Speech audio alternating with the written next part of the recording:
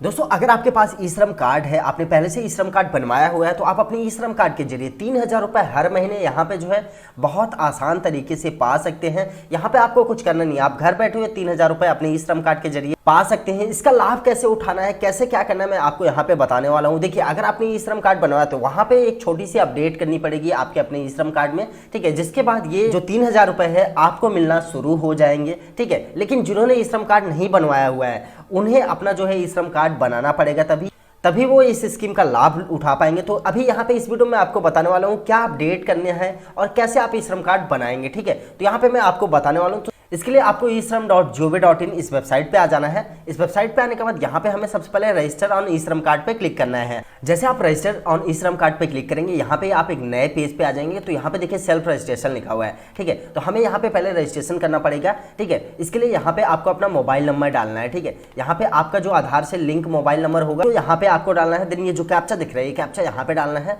Then इसके बाद यहाँ पे आपको बताना पड़ेगा कि आप EPFO के जो एक्टिव मेंबर तो नहीं है, ठीक है। अगर आप हैं तो यस करना है, नहीं तो यहाँ पे नो कर देना है। इसके बाद यहाँ पे पूछता है क्या आप एम्प्लॉय स्टेट इंश्योरेंस कॉर्पोरेशन के एक्टिव मेंबर हैं, अगर हैं तो यस करना है, नहीं तो नो, ठीक है। अगर आप इन दोनों में किसी में भी यस करेंगे तो आप इसके लिए एलिजिबल नहीं होंगे, ठीक है। इसके बाद यहाँ पे हमें सेंड OTP पे क्लिक करना है। जैसे आप सेंड OTP पे क्लिक करेंगे, OTP आपके फोन पे चली जाती है। OTP आपको यहाँ पे डालना है। इसके बाद सबमिट पे क्लिक करना है। सबमिट करते ही आप देखेंगे यहाँ पे जो है कुछ इस तरीके का विंडो आपके सामने आ जाएगा, ठीक है। यहाँ पे आपको अपना आधार नंबर डालना पड़ेगा, ठीक है। यहाँ पे टोटल आपको 12 अंक का आधार नंबर डालना है। इसके बाद यहाँ पे ऑथेंटिकेशन मोड पूछेगा, फिंगरप्रिंट, आइरिस, इसके बाद यहाँ पे OTP, ठीक है। तो आपको यहाँ पे सिंपली OTP वाला चूज करना है, ठीक है। इसके बाद जो कैप्चा दिख रही है, कैप्चा सेम टू सेम यहाँ पे डालना है। देन यहाँ पे आई एग्री पे क्लिक करना है। इसके बाद सबमिट पे क्लिक कर देना है। तो जैसे आप OTP डाल के आगे बढ़ेंगे, यहाँ पे रजिस्ट्रेशन फॉर्म आ जाता है, ठीक है। यहाँ पे आप देखेंगे रजिस्ट्रेशन फॉर्म आ गया है। यहाँ पे आधार कार्ड से हमारा नाम, डेट ऑफ बर्थ और जेंडर तीनों चीजें यहाँ पे आ गया। हमें यहाँ पे continue to enter other detail पे यहाँ पे क्लिक करना है। और यहाँ पे रजिस्टर्ड मोबाइल नंबर में हमारा जो पहला रजिस्ट्रेशन मोबाइल नंबर से हमने डाला था वो यहाँ पे आ गया है।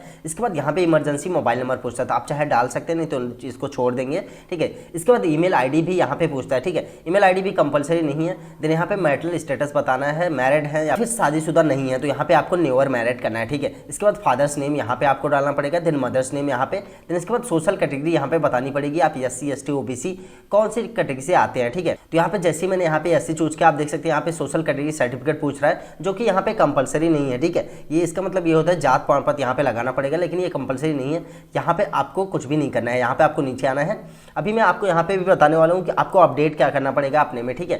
तो इसके बाद यहाँ पे आपको ब्लड ग्रुप आ जाता है। ब्लड ग्रुप भी यहाँ पे कंपलसरी नहीं, कुछ भी यहाँ पे नहीं करना है। इसके बाद यहाँ पे डिफरेंट टेबल आ जाता है। यहाँ पास किसी प्रकार की विकलांगता है, आप डिसेबल पर्सन है, तो यहाँ पे यस करना है। इसके बाद यहाँ पे बताना पड़ेगा किस प्रकार की डिसेबिलिटी है, ठीक है। अगर नहीं है तो यहाँ पे नो कर देना है। देन इसके बाद यहाँ पे आ जाता है नॉमिनी डिटेल। तो यहाँ पे आपको नॉमिनी की डिटेल डालनी पड़ेगी, ठीक है। किसको आप नॉमिनी बनाना चाहते हैं, उनका नाम, उनका डेट ऑफ बर्थ, जेंडर क्या है उनका। यहाँ पे आपको नॉमिनी का एड्रेस, इसके बाद नॉमिनी का मोबाइल नंबर डालना है। देन यहाँ पे सेव एंड कंटिन्यू पे क्लिक करना है। सेव एंड कंटिन्यू करते दोस्तों हम यहाँ पे आ जाएंगे एड्रेसेस के सेक्शन में, ठीक है। यहाँ पे हमें एड्रेस डालना पड़ेगा। रेसिडेंटल डिटेल यहाँ पे पूछता है, तो सबसे पहले यहाँ पे आपको होम नेटिव स्टेट बताना है कि आप कौन से स्टेट से बिलोंग करते हैं, ठीक है। कौन से स्टेट से आप आते हैं, आपको वो चूज करना पड़ेगा। इसके बाद यहाँ पे आपको अपनी डिस्ट्रिक्ट चूज करनी पड़ेगी, ठीक है। डिस्ट्रिक्ट को चूज करने के बाद यहाँ पे स्टेट स्पेसिफिक ID पूछता है, तो यहाँ पे इसको ब्लैंक छोड़ देना है, इसको कुछ भी नहीं डालना है। फिर इसके बाद यहाँ पे करंट एड्रेस आता है, तो इसमें पूछेगा कि आप जो है अर्बन मतलब शहरी से आते हैं या फिर रूरल गाँव से आते हैं, ठीक है। शहर से आते हैं तो फर्स्ट वाले पे चेक मार्क करना है, अगर गांव से आते हैं तो यहाँ पे रूरल पे चेक मार्क करना है। इसके बाद एड्रेस लाइन 1 में यहाँ पे आपको अपने गांव का नाम डालना है। देन एड्रेस लाइन 2 में यहाँ पे आपको अपने पोस्ट का नाम डाल देना है। देन यहाँ पे आपको अपना स्टेट चूज करना है। स्टेट को चूज करने के बाद यहाँ पे आपको अपनी डिस्ट्रिक्ट, ठीक है, जो भी आपकी डिस्ट्रिक्ट है वो डिस्ट्रिक्ट चूज करेंगे। इसके बाद यहाँ पे आपकी तहसील की लिस्ट लोड हो जाती है, तो यहाँ पे आपको अपनी तहसील चूज करना है। देन यहाँ पे एरिया का पिन कोड डाल देना है, जो भी आपका पिन कोड है। पिन कोड को डालने के बाद दोस्तों यहाँ पे पूछता है स्टेइंग एट करंट लोकेशन, ठीक है। मतलब जो आपने ऊपर अभी एड्रेस दिया वहाँ पे आप कितने सालों से रह रहे हैं, ठीक है। यहाँ पे आप जितने सालों से रह रहे हैं आपको बताना पड़ेगा। अगर आप जन्म से रह रहे हैं तो आपको अपने डेट ऑफ बर्थ से जोड़ लेना है, कितने साल के आप हुए हैं उतना साल यहाँ पे आपको दे देना होगा, ठीक है। इसके बाद यहाँ पे आपको परमानेंट एड्रेस पूछता है, तो परमानेंट एड्रेस में यहाँ पे देखिए अगर आपका जो करंट एड्रेस है और परमानेंट एड्रेस है दोनों सेम है तो यहाँ पे सेम एड्रेस आपको डाल देना है, जैसे आपने ऊपर डाला है उसी प्रकार से यहाँ पे आपको डाल देना पड़ेगा। इसके बाद सेव एंड कंटिन्यू पे क्लिक करना है। सेव एंड कंटिन्यू करते ही यहाँ पे एजुकेशनल क्वालिफिकेशन पूछेगा कि आपकी एजुकेशनल क्वालिफिकेशन क्या है, तो यहाँ पे आपको अपनी एजुकेशनल क्वालिफिकेशन देनी पड़ेगी। ठीक है, यहाँ पे आपको बताना पड़ेगा आप कहाँ तक पढ़े लिखे हैं।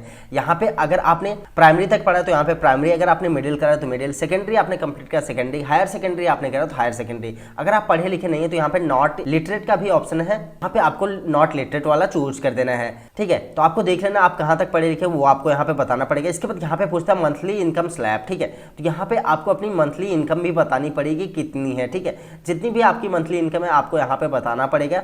इसके बाद यहाँ पे आपको सेव एंड कंटिन्यू पे क्लिक करना है। सेव एंड कंटिन्यू करते दोस्तों यहाँ पे आ जाता है ऑक्यूपेशन एंड स्किल। देखिए अब यहीं पे मैंने शुरू में बताया था जिनका बना हुआ है उनके में अपडेट क्या करना है। ठीक है, तो यहाँ पे आप अपने ऑक्यूपेशन में यहाँ पे जो है अपडेट करना पड़ेगा। देखिए क्या था, जब यहाँ पे ई श्रम कार्ड बन रहा था तो वहां पे बहुत सारी भीड़ होती थी, साइबर कैफे पे बन रहे थे। ठीक है, तो उस समय उन्होंने जो है कुछ भी ऑक्यूपेशन डाल दिया। ठीक है, तो आपका जो भी रियल ऑक्यूपेशन है, जैसे आप फार्मर हैं या फिर आप मोची हैं, नाई हैं, आप जो भी हैं, आपको अपना एक्चुअल ऑक्यूपेशन यहाँ पे आके सही करना पड़ेगा। ठीक है, उसको अपडेट करना पड़ेगा। तो कैसे करेंगे, देखिए यहाँ पे सबसे पहले पूछेगा are you working with an any platform. जैसे यहाँ पे आप मोबाइल ऐप बेस्ड ओला हो गया, उबर हो गया, जोमेटो, इन सारी चीजों में अगर आप काम करते हो तो यस करना है, नहीं तो यहाँ पे आपको नो कर देना है। ठीक है, नो करने के बाद यहाँ पे देखिए प्राइमरी ऑक्यूपेशन है, तो यहाँ पे आपको अपना प्राइमरी ऑक्यूपेशन डालना पड़ेगा, आपका काम क्या है। ठीक है, अगर आपको यहाँ पे काम की लिस्ट देखनी है तो click here to view NCO code list पे क्लिक करेंगे तो यहाँ पे लिस्ट आ जाएगी।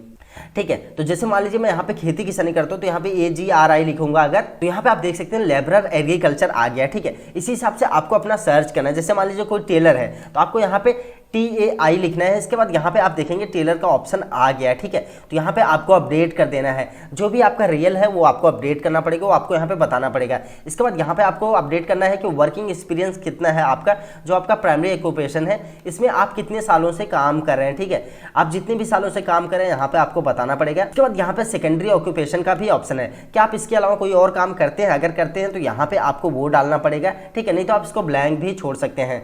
इसके बाद यहाँ पे नीचे आता है, पूछता है how do you acquire skill, आपने ये स्किल कैसे ली। अगर आपने कहीं से फॉर्मल वोकेशनल ट्रेनिंग ली है तो यहाँ पे फर्स्ट वाला चूज करना है, अगर आपने कहीं से भी ट्रेनिंग वगैरह नहीं ली है कोई टेक्निकल तो यहाँ पे सेकंड वाला चूज करना है। ठीक है, फिर आप इसमें कुछ भी नहीं चूज करेंगे तो भी कोई दिक्कत नहीं होने वाली है। ठीक है, इसके बाद यहाँ पे पूछता है interested in skill upgrade, skill upgrade करने में इंटरेस्ट रखते हैं, अगर रखते हैं तो यहाँ पे आपको देखिए दो तरीके का ऑप्शन मिलता है। पहला to receive formal vocational training, to receive formal technical training. ठीक है, तो आपको वोकेशनल ट्रेनिंग चाहिए या टेक्निकल, जो भी आपको चाहिए यहाँ पे आपको चूज कर लेना है। इसके बाद सेव एंड कंटिन्यू पे क्लिक करना है। इतना करने के बाद दोस्तों एक चीज और यहाँ पे आपको देख लेना है कि जो आपका जिनका बना हुआ है पहले से, ठीक है, उनका यहाँ पे देखना है कि अकाउंट नंबर सही है कि नहीं, अकाउंट डिटेल सही डाली गई है कि नहीं। ठीक है, तो अगर आपका अकाउंट डिटेल सही डाला गया है तो आपका ठीक है, नहीं अगर सही डाला गया तो यहाँ पे आपको अपना अकाउंट डिटेल सही करना है। ठीक है, अब जिनका नया बन रहा है उनका कैसे करना है, यहाँ पे आपको अपना जो है बैंक अकाउंट नंबर डालना है। इसके बाद यहाँ पे जो है बैंक अकाउंट नंबर दोबारा से कंफर्म करना है। देन इसके बाद यहाँ पे अकाउंट होल्डर का नाम पूछता है तो यहाँ पे आपको अपना नाम डाल देना जो बैंक में है।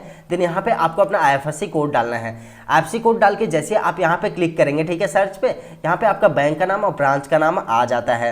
इसके बाद दोस्तों आपको यहाँ पे सेव एंड कंटिन्यू पे क्लिक करना है। सेव एंड कंटिन्यू करते दोस्तों आप देखेंगे यहाँ पे जो है आपके फॉर्म का पूरा प्रीव्यू आ जाता है। ठीक है, आपको पूरा इसको मैच करना है, आपको पूरा यहाँ पे नीचे आना है, नीचे आने के बाद यहाँ पे मैच करना है। इसके बाद यहाँ पे आई अंडरटेक पे यहाँ पे चेक मार्क करना है। देन इसके बाद यहाँ पे पूछता है are you looking for a job and willing to join national career services, क्या आप जॉब के लिए देख रहे हैं, अगर आप जॉब के लिए सर्च कर रहे हैं तो यहाँ पे यस करना है, नहीं तो यहाँ पे नो कर देना है। ठीक है, इसके बाद अगर आपकी सारी डिटेल सही है तो सबमिट करना है, नहीं तो आपको यहाँ पे एडिट पे क्लिक करके सही कर लेना है। ठीक है, तो मेरा सब सही है, चलिए हम सबमिट करते हैं। सबमिट करते हैं दोस्तों आप देखेंगे यहाँ पे मैसेज आ जाएगा सक्सेस का, यहाँ पे लिख के आता है thank you for registering as unorganised worker. ठीक है, यहाँ पे आपका जो UN नंबर है यहाँ पे जनरेट हो जाता है, यहाँ पे आपका ई श्रम कार्ड बन गया है। ठीक है, तो इस श्रम कार्ड को डाउनलोड करने के लिए आपको यहाँ पे डाउनलोड UN कार्ड का ऑप्शन मिलता है, इस पे क्लिक करके आप इसको डाउनलोड भी कर सकते हैं। दोस्तों अभी देखिए यहाँ पे ये तो हो गया ई श्रम कार्ड अपडेट और बनाने का प्रोसेस। ठीक है, मैंने शुरुआत में आपको बोला था कि 3000 रुपए महीने का मिलने वाला है, तो वो कैसे मिलेंगे। ठीक है, तो यहाँ पे देखिए इसके लिए यहाँ पे जब आपका ई श्रम कार्ड में जैसे मैंने बताया वैसे अपडेट कर लेंगे, वैसे बना लेंगे, तो इसके बाद यहाँ पे आपको इनरोल फॉर पेंशन का ऑप्शन मिलता है, इस पे आपको क्लिक करना है, इनरोल फॉर पेंशन। इसके बाद यहाँ पे जो है ये एक नई वेबसाइट पे आपको ले जाएगी, इसके लिए आपको क्लिक हियर पे क्लिक करना है। इसके बाद आप देखेंगे यहाँ पे आपके सामने दो पेज ऐसे ओपन हो जाएंगे, नए पेज। ठीक है, यहाँ पे एक मानधन की वेबसाइट आती है। ठीक है, दोनों पेज में यहाँ पे आप देखेंगे इसमें यहाँ पे एक सर्विसेज का सेक्शन मिलता है, तो आपको सर्विसेज में आना है। इसके बाद यहाँ पे न्यू इनरोलमेंट पे क्लिक करना है। फिर इसके बाद यहाँ पे आप देखेंगे यहाँ पे आपको 3 ऑप्शन मिलेगा, सेल्फ इनरोलमेंट, CSC VLE या फिर एडमिन लॉगिन का। तो यहाँ पे आपको सेल्फ इनरोलमेंट चूज करना है। इसके बाद यहाँ पे मोबाइल नंबर डालना है, प्रोसीड करना है, ठीक है। इसके बाद एक छोटा सा फॉर्म आएगा, यहाँ पे फिल करके आपको सबमिट करना पड़ेगा। जैसे आप सबमिट करेंगे आपका जो है यहाँ पे प्रोसेस है वो कंप्लीट हो जाता है, ठीक है। प्रोसेस को कंप्लीट होने के बाद यहाँ पे जैसे ही आप 60 साल के होंगे आपको 3000 रुपए हर महीने गवर्नमेंट की तरफ से पेंशन के रूप में दी जाएगी दोस्तों। तो ये पूरा प्रोसेस है दोस्तों ई श्रम कार्ड में अपडेट और पेंशन को लेने का। तो इस वीडियो में मैंने आपको पूरा कंप्लीट प्रोसेस बता दिया है। अगर आपको वीडियो पसंद आया तो वीडियो को लाइक, शेयर और चैनल को सब्सक्राइब जरूर करें।